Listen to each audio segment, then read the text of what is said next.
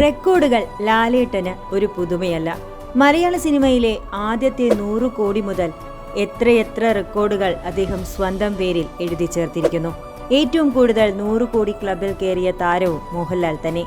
ഇപ്പോഴിതാ വെറും 58 മണിക്കൂറുകൾ കൊണ്ട് ദൃശ്യം 3 100 കോടി ആഗോളതലത്തിൽ നേടിയിരിക്കുന്നു. എമ്പുരാന് ശേഷം ഏറ്റവും വേഗത്തിൽ 100 കോടി നേട്ടം സ്വന്തമാക്കുന്ന മലയാള സിനിമ എന്ന റെക്കോർഡാണ് ദൃശ്യം 3 ഇപ്പോൾ നേടിയത്.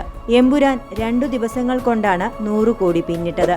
മോഹൻലാൽ തന്നെയാണ് ദൃശ്യം 3യുടെ ഈ നേട്ടം ഒരു പുതിയ പോസ്റ്ററിലൂടെ പങ്കുവച്ചത്. നല്ല മുന്നേറ്റമാണ് ദൃശ്യം 3 ഇതിനോടകം കാഴ്ചവെക്കുന്നത്.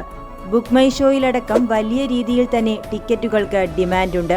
വേഗത്തിലുള്ള ഈ കുതിപ്പ് കാണുമ്പോൾ മലയാള സിനിമാ മേഖലയിലെ പല റെക്കോർഡുകളും ദൃശ്യം 3 അനായാസം തകർക്കുമെന്നാണ് തോന്നുന്നത്. നല്ല പ്രതികരണമാണ് പ്രേക്ഷകർക്കിടയിൽ ദൃശ്യം 3 ഭാഗത്തിന് ലഭിച്ചു വരുന്നതും.